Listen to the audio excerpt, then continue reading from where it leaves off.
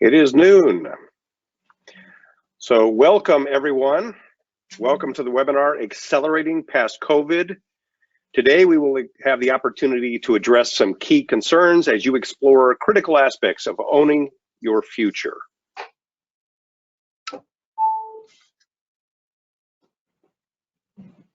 I have the privilege of introducing to you two experts, two attorneys I have known for over 2 decades. That's a lot of twos. Pfeil and Mike Silverman. They are both shareholders with Dentons Cohen Grigsby, one of the premier global law firms here in Pittsburgh. Pfeil specializes in estate planning and family business planning. Mike Silverman focuses on corporate law, which includes mergers and acquisitions, recapitalization, a variety of financial restructuring, and has done more than 200 business transitions. Their combined experience brings tremendous insight and expertise that can help you create the optimal transition for you, your business, and your family. In addition, we also have Nathan Boxx. Nathan is the head of Pitt Capital Group's Retirement Plan Services Department, and myself, a financial advisor with Pitt Capital Group and a certified exit planning advisor. We have some housekeeping that we need to address, and I will turn it over to Miranda to help us with that. Hi everybody, I'm going to be on for just a second just to explain how you can interact with us, and we definitely want to encourage interaction.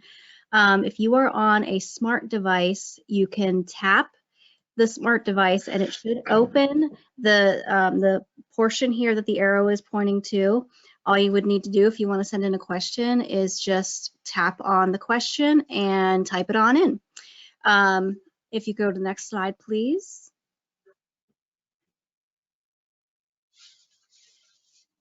For those of you on your desktop computer, you may see an orange arrow that is being pointed to here. That orange arrow, if you click on that, that'll open up all of the options, including being able to download your handouts and ask any questions.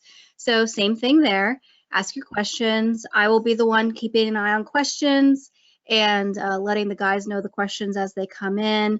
Anything that we're not able to get to live during the presentation, one of the gentlemen will make sure to get back to you and make sure your question gets answered thoroughly. You'll see that there are 3 handouts, so I encourage you to download those and ask any questions you see fit during the presentation, and I will help get them to the presenters. So thanks, Chris. Thank you, Miranda. So let's dive in. It's the end of the first quarter of 2021. You've spent years building a business, training people, refining your products and services, marketing, monitoring expenses, investing your time, money, and sweat, and you've begun to achieve success. You had hoped that 2020 was going to be the beginning of the glide path to finally realizing your goals. Instead, a pandemic. Suddenly, everything you built was at risk, but you persisted. And now a year later, you've survived, but the experience has motivated you to plan for the unknown, for the future. And maybe you've realized that you'd like to think about other things, about life after the business. And we know there's a compelling need to plan. 66% of all businesses with employees, that's 4 million businesses, are owned by baby boomers. Every 57 seconds, one of those owners is turning 65. So whether we like it or not, and I did not get a vote, we are getting older. At some point, we will exit the business. This is just a fact. There is a good chance it will not be on your ideal timeline. So the key is to make sure that your transition is successful. What do we mean by that? Well, we mean 2 things. There are 2 key criteria. First of all, we need to maximize a happy result. In our experience with business owners, the best way to maximize a happy result is to help increase the value of the business. The more your business increases in value, the more options, the better options you have. The second thing is to minimize regret. Sounds self-evident, but the fact is this is a predominant experience of business owners after they've transitioned. Many regret selling too low or leaving a fragile business, or more unexpectedly, the loss of purpose. We want to make sure to maximize the best result and minimize those sources of regret. Ultimately, a successful, happy transition has to address 3 key areas: the optimal outcome for your business, a sound plan for your financial future, and satisfaction with your life after the business. What we call writing a successful or happy next chapter to your life. The reality is that many owners have most or all of their wealth tied up in their business, and it's not just their wealth, they invest their lives. This extra layer gives business owners a unique set of challenges beyond those of an individual investor. So a successful transition must address all three elements. Think of them as a three-legged stool. And they need to align. If they don't work together, they will work against each other. So this requires careful thought and planning. Today's webinar will be the first in a series that are designed to help you do just that. What we ultimately want to do is help you realize all of your goals. As I noted, business owners don't just invest their wealth in their business, they invest their lives. Many see this business as their baby. It's often part of their identity. For most, there is no clear dividing line between what is personal and what is professional. Identifying what you need and want beyond the business may involve some soul searching. So much of your time and energy is invested in the business, you may not have had a chance to think about it. Take the time you need, as soon as you can, to find what really matters to you so you can write a great second chapter to your life. The second key leg of the stool is the financial part of the picture. The business owner faces a number of challenges here. We will note just two. These are very common challenges. First, many living expenses tend to be run through the business, making it difficult to get a clear sense of exactly what you need. Once we have some clarity about your specific need, we can begin to map a path to financial success. Another key issue is the need to build assets outside of the business. Concentrating all of your resources in one asset can certainly be a great way to build wealth, but it can expose you to significant risk. Any disruption to your business can threaten your future. A sound financial plan is critical. That's what we do as financial advisors. We bring together all the elements of your financial picture together and coordinate them to make sure that you can make the most of your assets. We can put you on the path to realizing your goals. Yet the fact does remain that most business owners, for most, the business does represent the vast majority of the owner's wealth. And that is the focus of our time today. What immediate steps can you take to increase the value of your business? And to help us address this, we're going to turn to our first expert, Mike Silverman. Mike? Thanks, Chris. Can you move to the next slide? I think that at the outset of an exit and succession planning process, what's important to do is to work with the business owner to have him or her look at his or her business from the outside in. And we want to look at a number of things that relate to value. We want to figure out, first of all, what are the value drivers for your business? The typical value drivers that give your business a competitive advantage are going to be a talented management team, unique proprietary processes that you have, unique proprietary information, things that give you an advantage over your competition. Once we've identified those things, that gives us a foundation for figuring out how we're going to grow the value of your business and what things we need to protect from a legal perspective.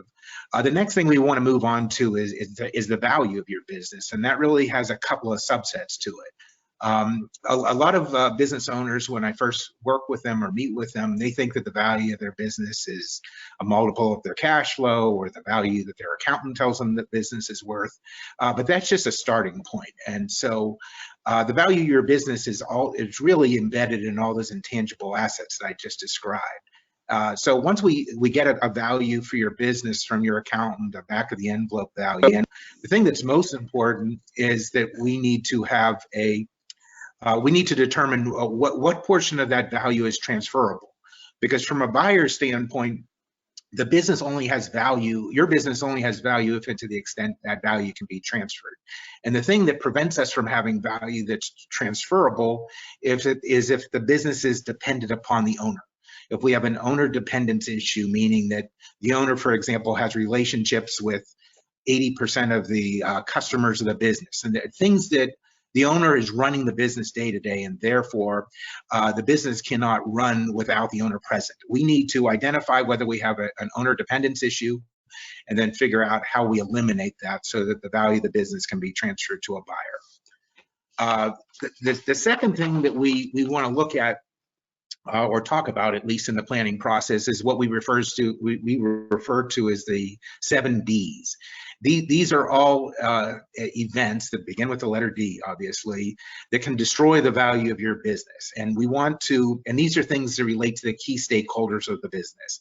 And when I say key stakeholders, I'm talking about the owner or owners of the business, as well as the key employees who are critical to the day-to-day operation of the business. So if these events are happening with any of those key stakeholders, it could bring down the whole house of cards. So we want to do proper planning to eliminate the risks and what I refer to as the Pareto horribles that can result if you don't plan ahead for these things. So I think that if you take a step back, if any of the key stakeholders of the business becomes disabled, gets hit by a bus, goes through a divorce, those things could be extremely disruptive to the operation of the business, bring down the value. Similarly, distress and disagreement among the owners or among the key employees, those things we need to plan ahead for so that we have something in place to prevent that from upsetting the apple cart.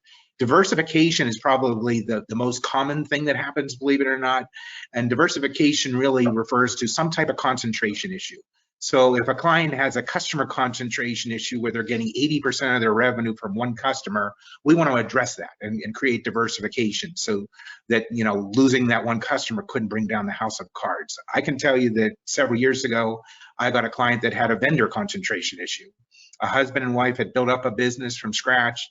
They had 15 million in revenue, 3 million of cash flow each year, but they were a distributor and they had a distribution agreement and they only had one vendor to get their unique products from. And when they were referred to me, the vendor 1 month before the renewal of the distribution agreement said, we'll renew, but you got to give us 75% of the value of your company for $1 for us to renew.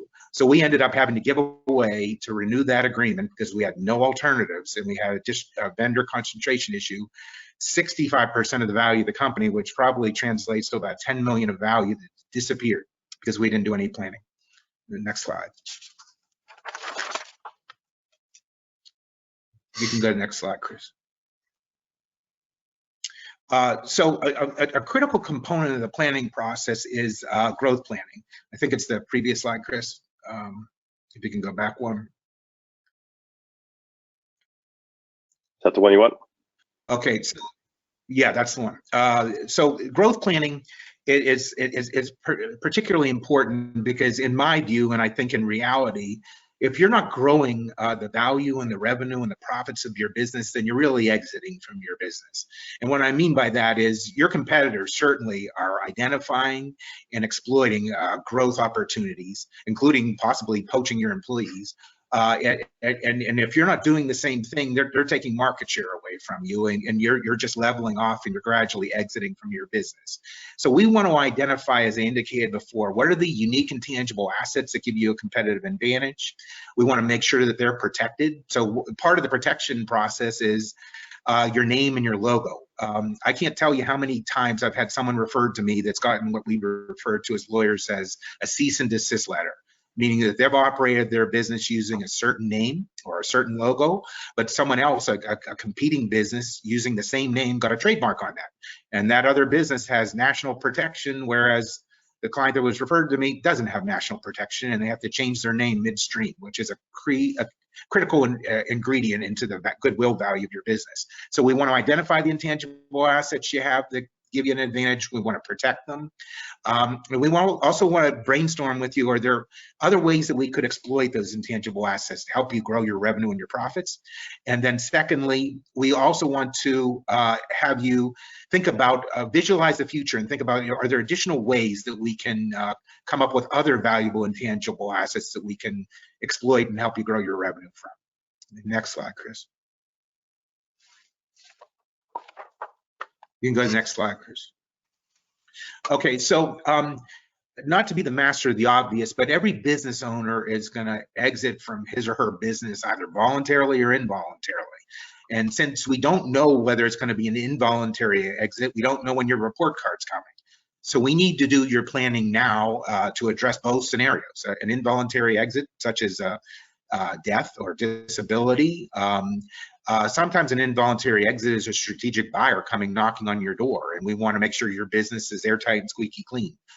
so that there are no issues from a due diligence standpoint. But in any case, we want to make sure that you have considered both hypotheticals in that scenario, and most owners have not. They treat it a lot like estate planning, which Eric can speak to in a little bit. They feel that it's not late, it's something they can put off as they get closer to retirement. But I can tell you, as recently as 2 years ago, Eric and I had a client who had a heart attack at a gym. And that's an involuntary event, and his widow had no familiarity with the business, and we were scrambling, trying to stabilize the business because an involuntary event had happened, and we hadn't done any exit planning for the client. The client got referred to us after the fact. Next slide.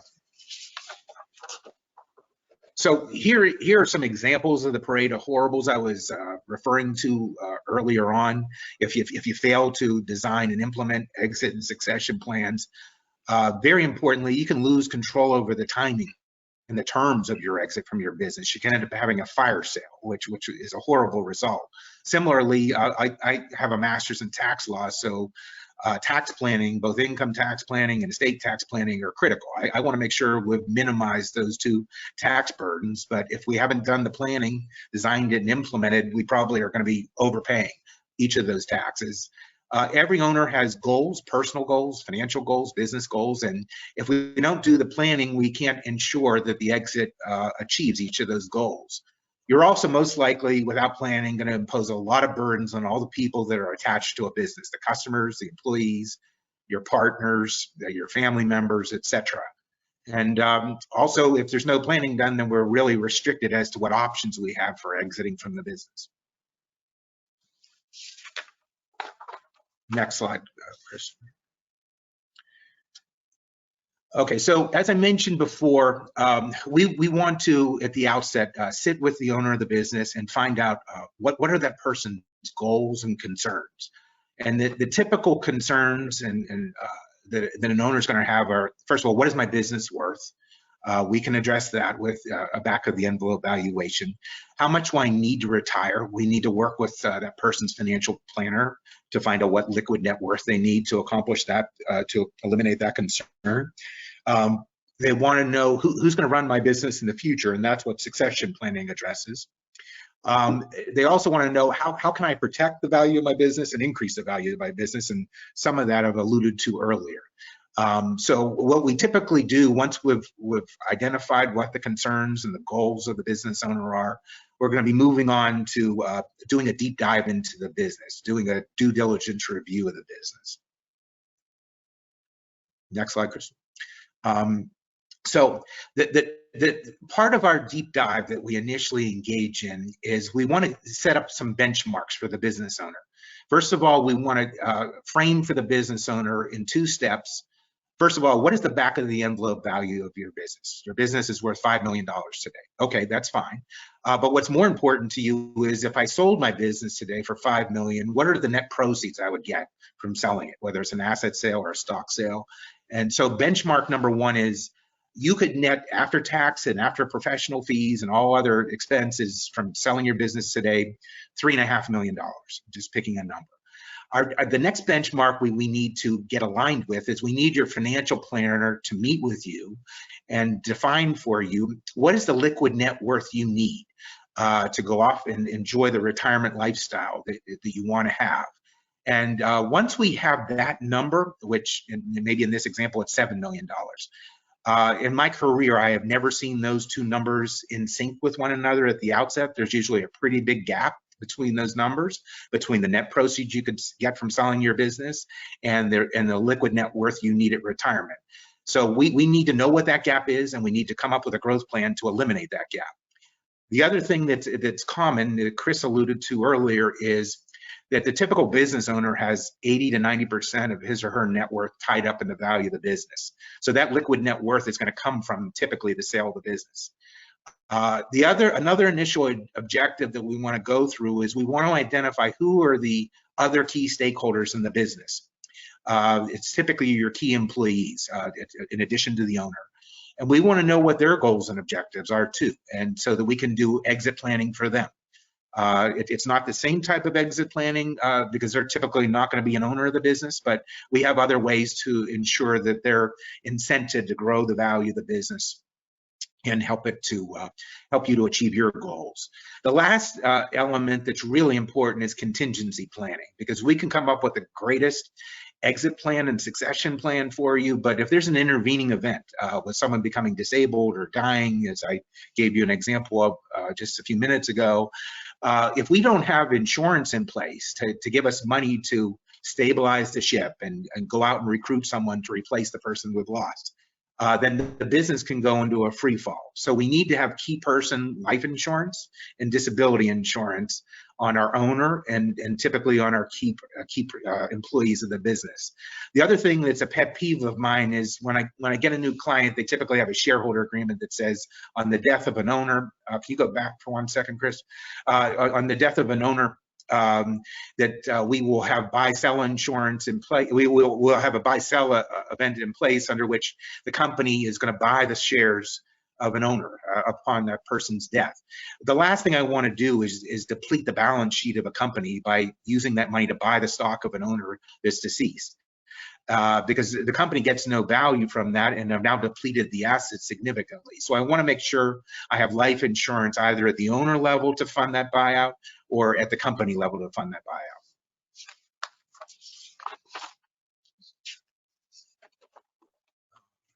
Okay, so as I alluded to before, we want to do a due diligence, can you go back one, Chris? A due diligence review of your business. And what I do is I want the client to pretend that that person as the owner and I are considering buying the client's business. So we're looking at the business very critically. And what I typically do is I take out the due diligence checklist that I use when I'm representing a client and buying a business. And that's going to go through every nook and cranny of your business, the owner's business, from a legal perspective, a financial and accounting perspective, financial planning, insurance, etc.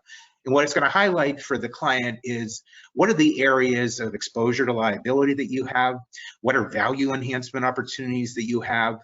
Some of the issues that usually arise in a due diligence exercise, like the one I just described, are you don't have in place a comprehensive and up-to-date employee handbook.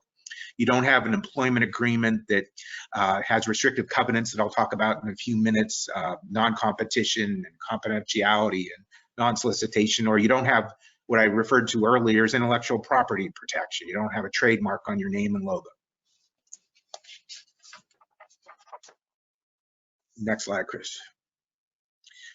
So another important ingredient that we do at the look at the outset is we want to look at the shareholder or partnership agreement between or among the owners of the business.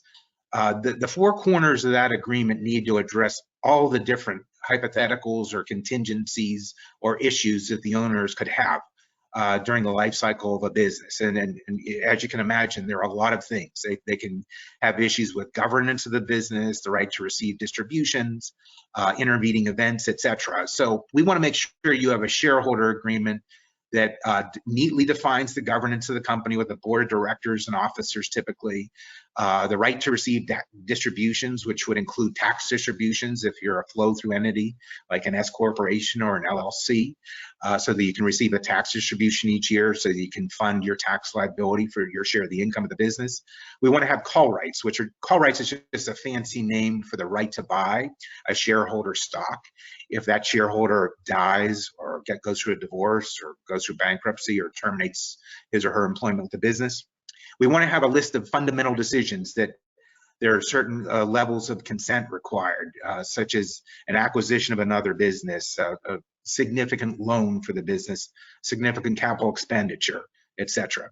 Lastly, it's a bit of an arcane provision, but it's called a shotgun provision. I'm a big believer in putting that into a shareholder or partnership agreement, because if two owners, 50-50 owners of a business, for example, are at loggerheads and they can't resolve their differences, one owner can send a letter to the other, avoiding litigation and saying, I offer to buy your shares for X dollars a share, and you have 30 days to either sell me your shares or buy my shares for the same price.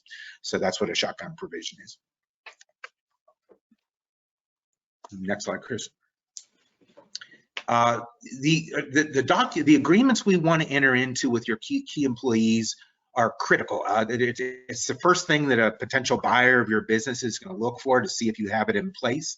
The first thing they want to see is that you have a really good employment agreement in place that protects the goodwill value of your business.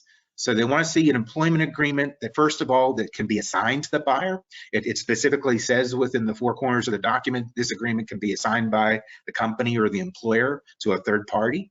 Number two, they want to have restrictive covenants that prevent your employees from walking out the door with your customers or your proprietary information, proprietary processes, your goodwill. And the way we do that is we have, first of all, a confidentiality provision in the employment agreement that says at no point can you ever use or disclose our confidential information. Second of all, we always have a non-solicitation provision saying during your employment and for 18 months after your employment ends, you can't solicit any of our employees or any of our customers. And lastly, we oftentimes will have a non-competition covenant that says you can't compete with our business during your employment or for 18 months after employment ends. So those things will prevent the employee from walking out the door with your goodwill, your customer list, etc.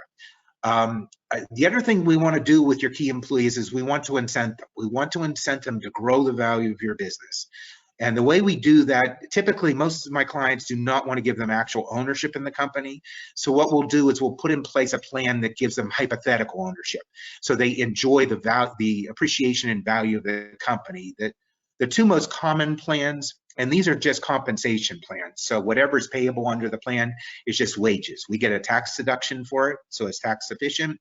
And the employee has the right to additional wages at a certain point in time. But commonly, we'll put in place a stock appreciation rights plan that just says the value of this company today is $1 million. We're going to pay you, assuming you satisfy a vesting schedule, and assuming that there's a certain triggering event like retirement at a certain age or a sale of the business, etc. We're going to pay you 4% of all future appreciation and value of the business. So if this business goes from $1 million to $5 million, you're going to get 4% of that $4 million appreciation and value, and that will be paid to you as wages upon a triggering event.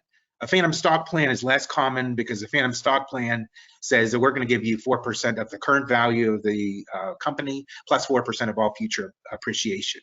But implementing an incentive compensation plan is something that a buyer wants to see that you've done.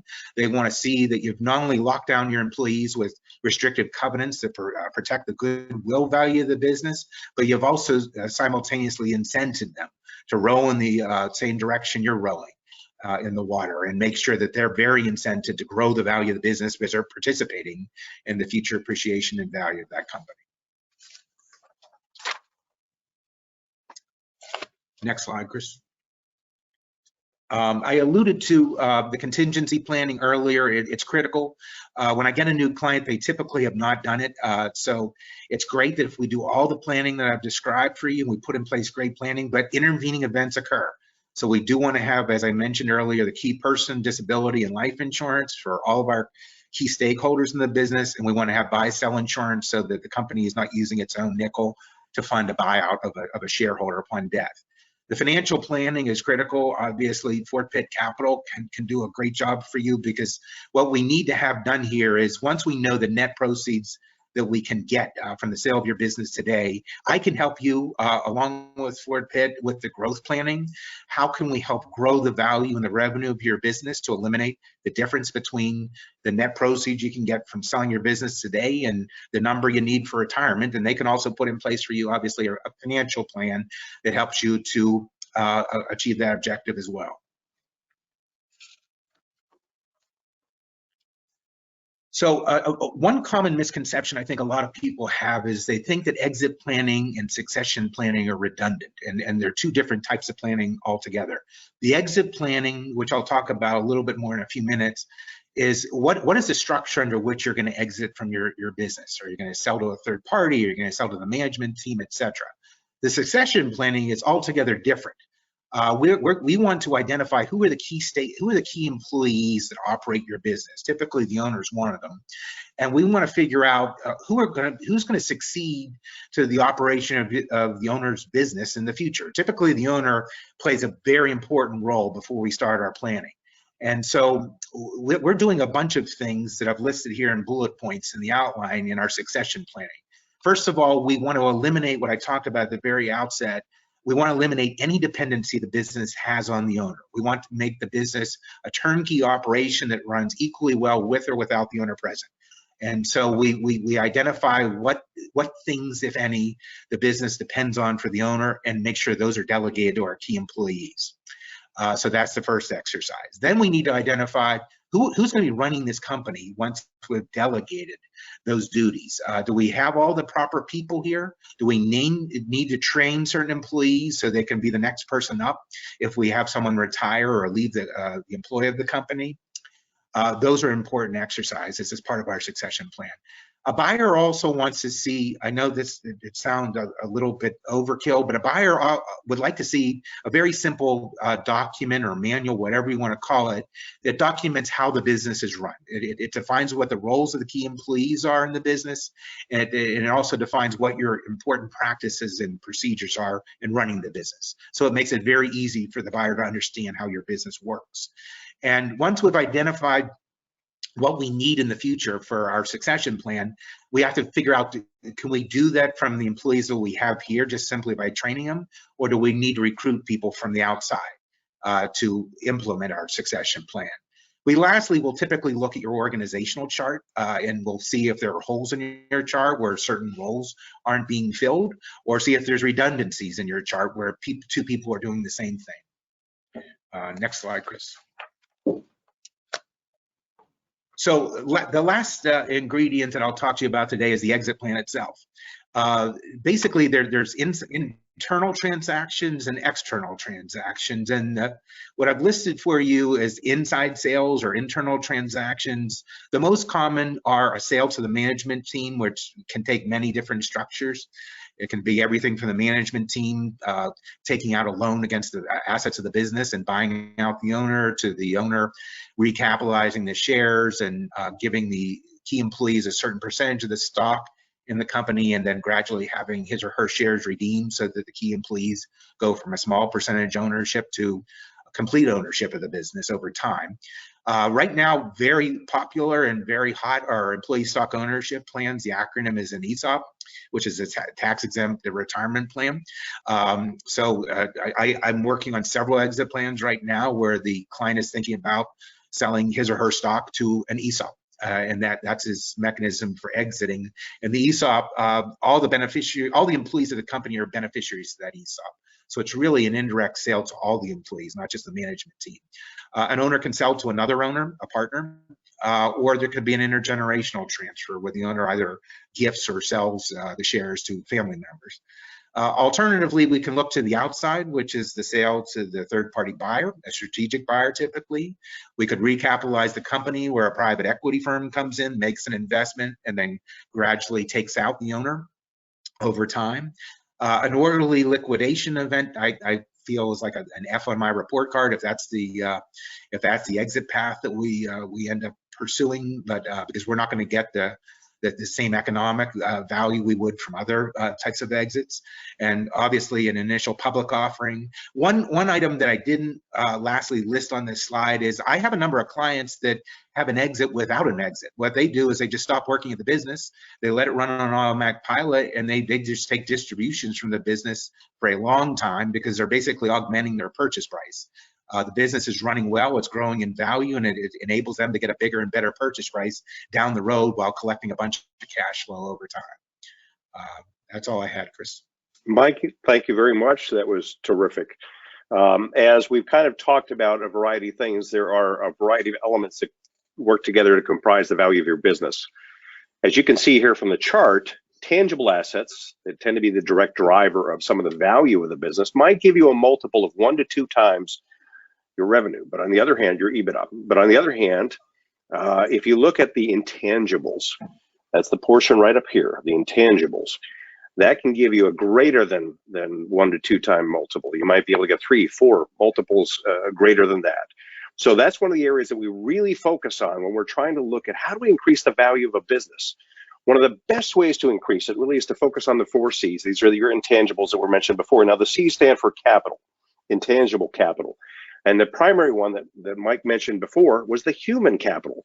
So we want to take a close look at a powerful way to increase the value of your business by incentivizing human capital. To do that, we turn to our retirement plan expert, Nathan Boxx. All right, share my screen. In 1 minute, I get set up. All right.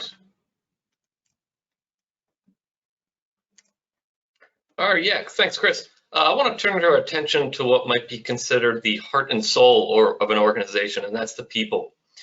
Starting with this unfortunately humorous cartoon where a supervisor is breaking the news about their prospects for retirement, and it doesn't look good, apparently. And while somewhat satirical, it is emblematic of an issue facing many of us. And that issue can have an adverse impact on the financial health of the business, and I'll explain how in a bit. So first, let's look at some stats and lessons that were learned last year when COVID struck, the economy ground to a halt.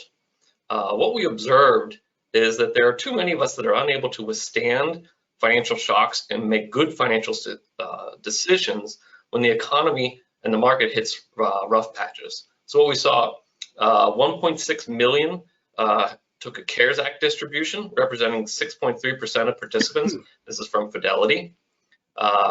33% of participants who took CARES Act withdrawals took their entire account balance. That's from Empower Retirement. In addition, of those who took CARES Act withdrawals, almost 40% had taken loans from their retirement accounts in the past year, indicating that many people were already walking a financial tightrope. Further, as we looked at the investment decisions during last March, 60% of those that made changes to how their money is invested moved their accounts to fixed income from equities or target date funds, which is generally not what you want to do during periods of high volatility. So why is this important? Right? Improving people's financial literacy can help with smart decision making and put them in a better position to achieve their goals. It helps prepare for the unexpected, whereby the financially literate family can approach those unplanned expenses without incurring debts, or more importantly, pulling from retirement, as we saw here. So why is financial literacy important? Financial literacy can reduce the stress that comes out of such situations like we saw last year. If an employee's mind is focused on unpaid bills, late mortgage payments, or keeping on track for retirement, they might be at work, but not actually working, or presenteeism. Or they have to miss work entirely to handle these situations, which may only exacerbate the situation. Lastly, morale, meaning this can have an impact on your culture, which is very important to many people running a company. And there's real financial costs attributed to these issues, whereby employees facing these issues are almost 6 times more likely to miss deadlines. And when they do get stuff done, it's likely it'll have to be done again due to lower quality work. So how can we address these issues? By using the retirement plan as a foundation for financial literacy and ensuring that strong financial wellness campaigns are a cornerstone of the retirement program offered to your employees. And the stats bear that out. When participants were asked how their financial wellness program helped them, 41% said that they got their spending under control, that people were prepared for retirement, and that they were able to pay off debts and save for major goals, and better able to manage their investment and asset allocation decisions, right? And a recent study done by PwC found that the lost productivity and employee turnover cost companies anywhere between 11 and 14% of their total payroll. So there is a real and tangible cost associated with financial illiteracy.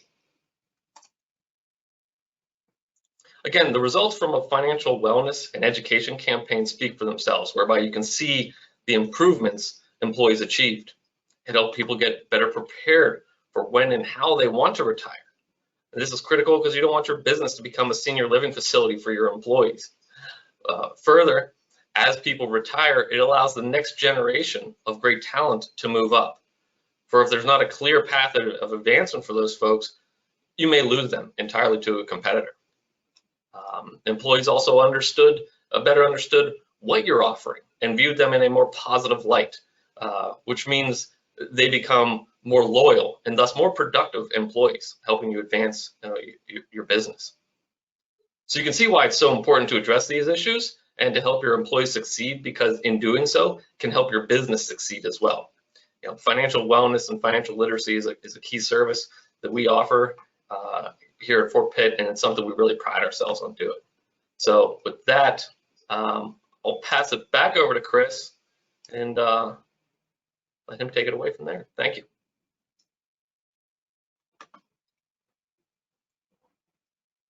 Right. There we go, Nathan. Thank you very much. Tremendous way to incentivize talent. One aspect we've not addressed is the point where your ownership and personal concerns overlap, and that requires immediate attention. Our estate planning expert, Eric Pfeil, has seen it all. So I will turn it over to you, Eric. Thank you, Chris. Well, much like Mike said about successful business exit and succession planning, successful estate planning requires early, consistent, and thoughtful planning. And I don't know how many times in my career that I have encountered an individual who's come to me late in life and wants to know how to be able to successfully pass a business to his family. And as the guys have said, the client typically has spent his entire life building this business, and the business really represents his baby. And so whether it's someone late in life or whether it's someone who is on the verge of selling his business, the reality is that there's a very short runway left to them to be able to accomplish their goal. And so when I have to sit down with them, I have to explain that if they're going to be subject to estate tax at the time of their death, Uncle Sam's going to take 40% of the value of their estate.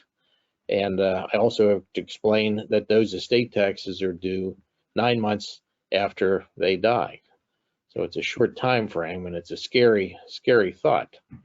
So what do we recommend to individuals who are trying to accomplish this goal? The first thing we do is we recommend that they start planning early and that they follow through.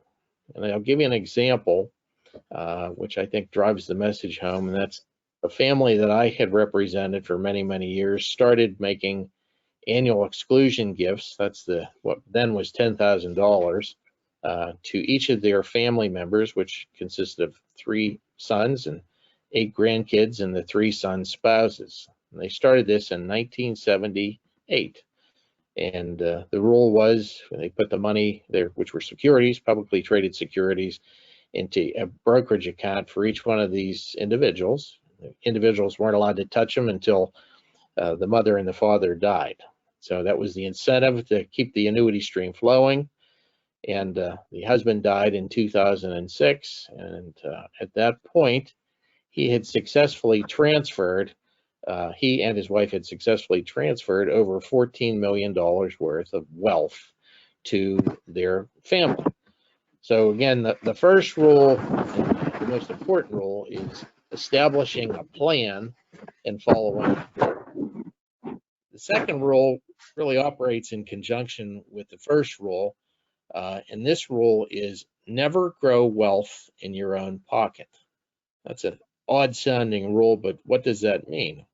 Well, basically, if you choose not to make gifts and start to transfer wealth to your family members while you're, as they say, on this side of the sod, your hard work merely increases the value of your taxable estate at the time of your death. And so by virtue of not instituting a gifting program, you're making a conscious decision to include the federal government as a beneficiary of roughly 40% of your estate.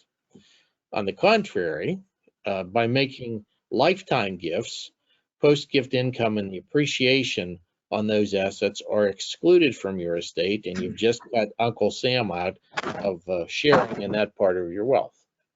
So let's assume that you've decided that you do not want the federal government to be a beneficiary of your estate. What are the issues that you need to think about as a business owner? First of all, how should I divide business interests among my active and inactive family members?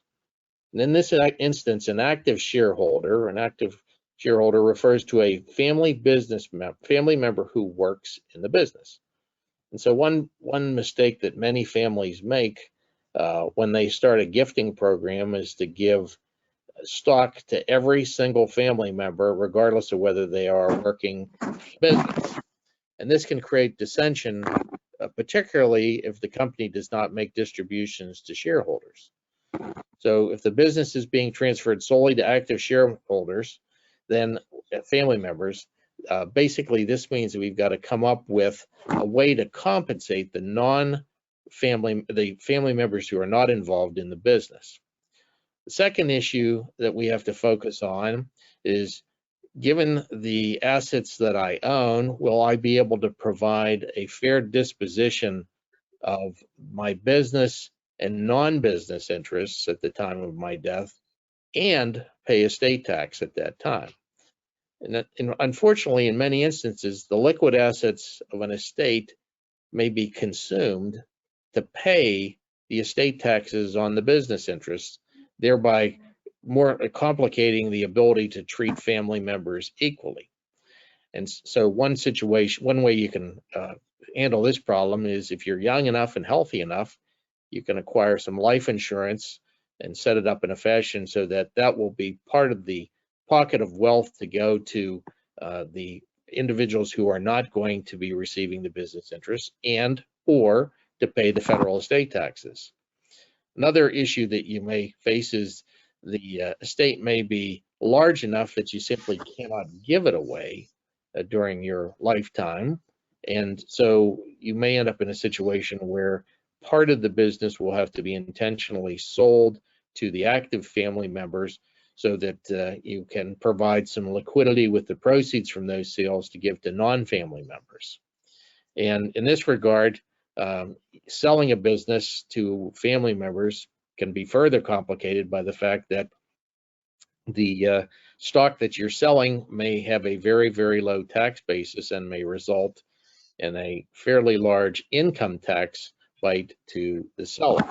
And one way to be able to deal with this problem is by something known as a sale of the owner stock to a defective grantor trust. In effect, what this is a trust that the selling shareholder sets up for the benefit of the recipient that he wants to receive the shares, and he contributes some stock to that trust and sells the remaining stock that he wants to transfer over to the trust, takes back a note. The good news is that distributions from the company to that trust will then assist the buyer to cover the purchase price. And the even better news is it can be done in such a fashion so that there is no income tax on the sale. The third issue that you need to think about would be, does it make sense to make outright gifts of stock to family members? Now, you have to remember that when you make a gift of any asset to a person, those assets can be reached by the recipient's creditors. They're divisible in a divorce proceeding. And unless the recipient has done estate planning himself, those assets will be subject to estate tax at the time of death.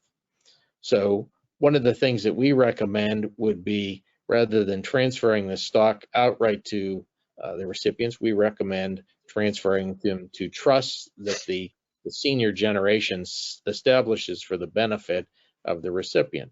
And the beauty is, by virtue of doing this, the assets in the trust for the recipient cannot be reached by the creditors of that person.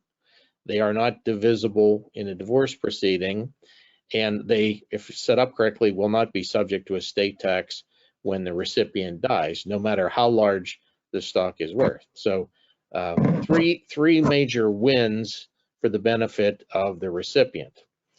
And the other nice thing about using trust would be, when the recipient dies, Again, the assets are not subject to tax, so these assets can pass from generation to generation with no tax, and the recipient can even be trustee for himself.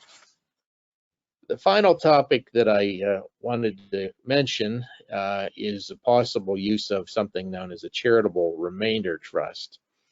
And the important thing to remember about a charitable remainder trust is this is a vehicle that you would create while you're in the throngs of deciding how you want to transfer your wealth, and you basically are not going to ultimately be passing the value in this stock, in this trust, to your family members. Ultimately, the assets that are in this trust pass to charities that the creator of the trust establishes.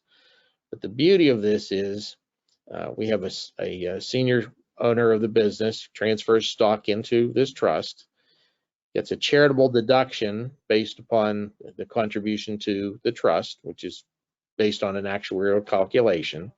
But the beauty is when the stock is then subsequently sold, if the business is sold, 100% of the proceeds are then held in the trust for the benefit of the senior shareholder who created the trust, and he receives an income distribution on an annual basis for the rest of his life. So it's really a win-win-win situation. But the key here would be the fact that it has to be established well before one is contemplating the sale of the business. You can't have a signed contract or even a verbal agreement to sell the business. This is something that has to be done in advance. Again, another reason why you have to do some estate planning early.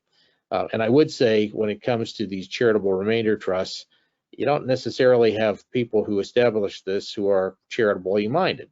They simply like the income tax benefits, and they like the fact that they are able to take the tax man out of the equation. So there are alternatives to this that that'll work in conjunction with this, whereby they may create a pot of wealth using some insurance money to replace the wealth that they're giving away in charity at the time of their death.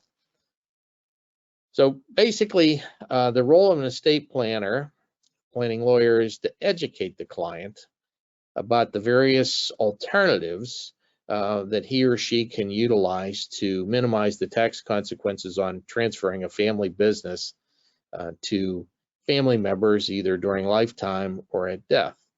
And since there are so many ways to accomplish these objectives, one of the things that a successful planner will do will be discuss the family situation with the client and come up with a mechanism that is something that, in effect, the business owner can buy into, feel comfortable with, and want to follow through. The bottom line, it's taken years to build a business, and with careful estate planning that begins early in the game, you can take the tax man out of the equation. Back to you, Chris. Eric, thank you. A couple questions have come through. One of which was, when we're talking about beneficiaries, we're really primarily focusing on federal estate tax rather than Pennsylvania inheritance tax. But is there any further protections or choices that can be made to handle both sides of that equation, not just the estate tax, but also the inheritance tax? I didn't mention the inheritance tax because I didn't want to further complicate this, but in Pennsylvania, we know we have a 4.5% inheritance tax on assets that pass to children and grandchildren, 12% to siblings, and 15% to anybody else. So the techniques that I mentioned have the same applicability for Pennsylvania inheritance taxes as the federal estate tax. Super.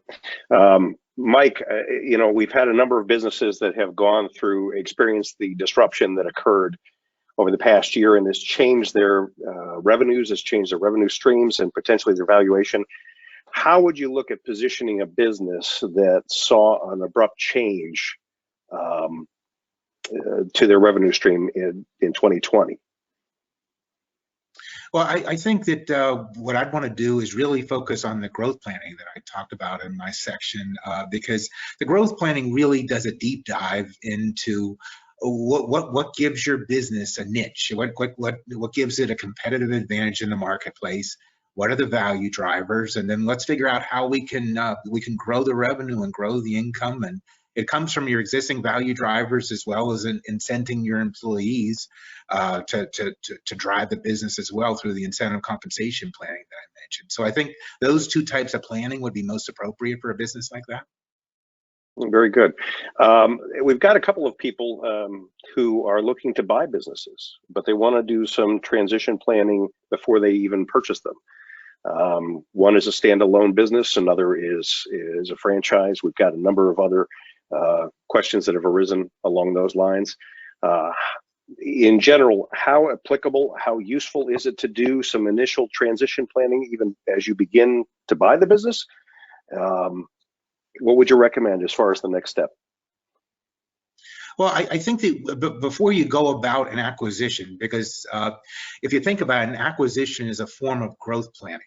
You're acquiring either human capital by pulling in an employee from another business that could be very valuable to yours, or you're acquiring the assets of another business. But I think I'd rather look at the whole spectrum. Is our money best used in our business with what we have already, and we just need to add a couple of key employees to the equation, or is our money better spent acquiring making a strategic acquisition of another business where we eliminate a competitor, or we buy a business that gives us new capabilities and helps us to grow? So I'd rather kind of take stock of where we are and then figure out what's the best use of our assets going forward. And kind of spinning off of that, I've got one person here who's looking at the possibility of using a ROBS plan, which is using IRA assets in order to help purchase a small standalone business. Obviously, that's going to entail certain tax consequences down the road. But what kind of planning should we? He hasn't yet completed the purchase of that business, but we're in the process of looking at making an offer. So, what would you recommend in terms of initial planning for a person like that? I think I might want to defer to Nathan and Eric on that question, because my understanding is most custodians are very, very cautious custodians for an IRA, for example, a Roth IRA or another type of IRA, about having assets used to invest in or purchase a privately owned business. I don't know, Nathan or Eric, if you have comments on that. Yeah, Eric, this probably would fall more in your bailiwick, but ultimately a ROBS plan is a very specialized plan that permits you to make a purchase in a business interest. It's kind of think of it as an individualized version of an ESOP, whereby you can use tax deferred assets to make the purchase of a business. But I think the larger question here again is, does it make sense to begin the transition planning even before you've begun to complete the process of purchasing a business? The particulars of the acquisition being a different issue. I think it does, because these things all integrate into your exit and succession planning, if you think about it. So if you just look at it in isolation, as I did a minute ago, it may or may not be a good idea, but you also have to see how it configures with the exit plan that you've designed, and also your succession plan for that matter. We've got a question on the inheritance tax. It's interesting. It asks if the inheritance tax is in any way subject to the amount, if there is an amount that's excluded. Eric, this is your ballpark. As I always say to people, when it comes to Pennsylvania, Pennsylvania taxes the lint in your pocket. So there is no floor. They start from $1 and they're happy to collect it. So there you go. It covers everything. Nathan, when you're looking to compensate, especially highly compensated individuals, the key talent that you need to lock in, are there some special mechanisms that you can use that particularly provide incentives to them? Yeah. So when you're talking about highly compensated or key employees, really are focused, and I'll keep my comments focused around the retirement plan, is that you want to make sure that the plan is designed as such to allow those people to maximize the benefit that you've set forth. Because if you 401k plans are subject to annual discrimination tests. So if you don't have not enough participation from non-highly compensated people, you could limit the benefits that those highly compensated or key people could receive as far as taking advantage of the plan. So that's where we have the conversation around plan design, about what makes the most sense for the company. And then that's why I go back to my earlier comments about employee education, and making sure that people know how much they should be contributing, and so that we can make sure that they're on track. The non-highly compensated people are also making the most of the benefit. Awesome. Awesome. Well, I did want to thank everyone. This has been a terrific, very content-heavy webinar. We would love to follow up with you. I also want to let you know that we have 3 webinars coming up in the near term. You will see here we've got a one that affects all of us on cybersecurity, 7 steps to a successful plan, and one that I think will just be a tremendous amount of fun, happy, healthy dogs. So we try to make sure that we address all of the needs and interests of our clients. But the key takeaway from today is that COVID has made clear the need and the value of careful planning. Life can be very disruptive. Things that you don't expect to happen can happen. It's important that you do thoughtful, careful planning. Each of our experts here is available to you. We invite you to reach out to us. We will reach out to you. Ask us any questions that you have. Mike Silverman can be reached at Dentons, as can Eric Pfeil. Nathan Boxx can be reached here at Fort Pitt Capital Group, as can I. We deeply appreciate your time and attention. We will continue to offer webinars that make the most of your assets and address the matters that are of greatest importance to you. All this information is available in the handout. So again, thank you so much. We appreciate your time. Miranda? One more slide, Chris. Thank you. The disclosures, very important. Thank you, Miranda. She made a point of that. Yes, it's very important to make sure that we have all the disclosures. Again, thank you all so much for your time. We hope you've gained great benefit and value from this. We look forward to talking to you soon and helping you address your concerns.